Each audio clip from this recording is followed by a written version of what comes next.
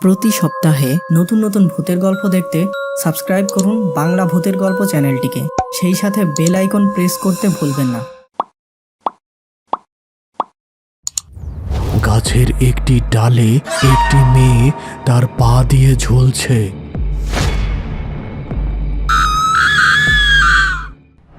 বন্ধুরা, আজকের এই সত্যিকার ভূতের ঘটনাটি পাঠিয়েছে সজীব, আর এই ভৌতিক ঘটনা তার নিজের সাথে ঘটেছিল। আজকের বিশেষ প্রশ্ন, তোমাদের আশপাশে কোনো ভুতুড়ে বা বহু পুরনো হাসপাতাল আছে?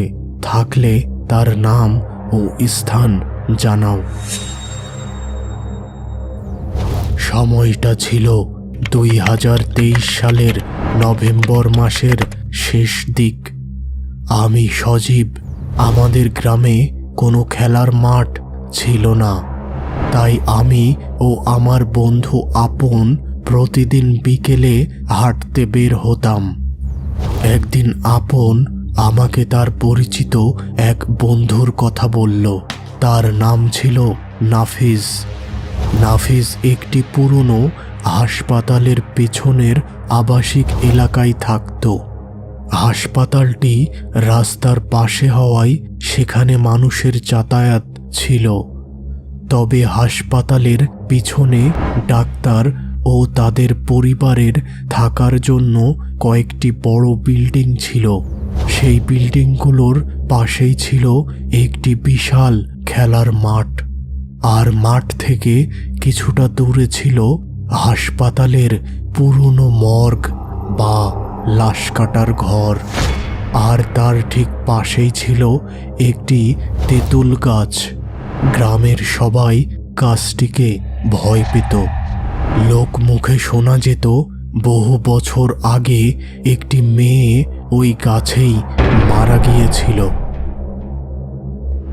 গ্রামের প্রায় সবাই ঘটনাটি জানত, কিন্তু আমি আর আপন এসব কথাই খুব একটা গুরুত্ব দিতাম না। এরপর থেকে আমরা প্রায় প্রতিদিনই নাফিসদের মাঠে যেতাম এবং ব্যাডমিন্টন খেলতাম। খেলতে খেলতে কখনো রাত 8টা, আবার কখনো রাত 9টা বেজে যেত। একদিন রাতে ব্যাডমিন্টন খেলার আগে নাফিস বলল, আজকে রাতে আমার মামাতো ভাই আসবে, ওর সাথে ব্যাডমিন্টন খেলতে হবে, তাই আজকে রাতে মাঠে একটু বেশি সময় থাকতে হবে। আমি ও আপন দুইজনেই রাজি হলাম। রাত 10টার দিকে আমি বাসায় ফোন করে জানিয়ে দিলাম যে ফিরতে দেরি হবে। তারপর আমি আর আপন একটি বাঁশের বেঞ্চে বসে অপেক্ষা করতে লাগলাম। কিছুক্ষণ পর নাফিস তার মামাতো ভাইকে এনে আমাদের সাথে পরিচয় করিয়ে দিল। শোন, 3 ম্যাচের একটি সিরিজ হবে। যারা সিরিজ হারবে তারা বিজয়ীদেরকে পুরি সিঙ্গারা খাওয়াবে, ঠিক আছে? প্রথমে আমি রাজি হচ্ছিলাম না, তবে পরে বললাম, আচ্ছা ঠিক আছে, রাজি। রাত 10:30টার দিকে খেলা শুরু হয়েছিল। শেষ হতে হতে রাত 11:45 মতো হলো। শেষ পর্যন্ত আমি আর আপন জিতে গেলাম। তখন আর কোনো দোকান খোলা ছিল না, তাই নাফিস বলল, এখন তো সব দোকান বন্ধ হয়ে গেছে, আগামীকাল বিকেলে তোদের পুরি সিঙ্গারা খাওয়াবো। আমরা রাজি হয়ে তাকে বিদায় জানিয়ে বাড়ির পথে রওনা দিলাম। অনেক রাত হয়ে গিয়েছিল, তাই আমরা সিদ্ধান্ত নিলাম শর্টকাট পথে লাশ কাটা ঘরের পাশ দিয়ে চলে যাব। যখন আমরা লাশ কাটা ঘরের কাছে পৌঁছালাম, তখন হঠাৎ চারপাশে ঘন কুয়াশা নেমে এলো। মুহূর্তের মধ্যেই পরিবেশটা কেমন যেন বদলে গেল। আমি আর আপন একটু অবাক হলেও বিশেষ গুরুত্ব দিলাম না। কিছু দূর এগোতেই কোথা থেকে যেন একটি ছোট ছেলের কান্নার শব্দ ভেসে আসতে লাগলো। শব্দটা স্পষ্ট ছিল, কিন্তু আমরা ভেবেছিলাম হয়তো আশপাশের কোনো বাড়ির বাচ্চা কাঁদছে। তাই আবার হাঁটতে শুরু করলাম। এরপর আমরা তেঁতুল গাছটির কাছে পৌঁছালাম, আর তখনই আমি সেটি দেখলাম। গাছের একটি ডালে একটি মেয়ে তার পা দিয়ে ঝুলছে।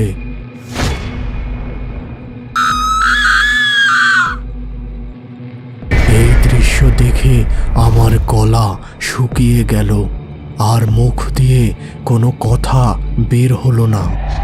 আর ঠিক ওই সময় আমাদের সামনে একটি যুবক ছেলেকে দাঁড়িয়ে থাকতে দেখলাম।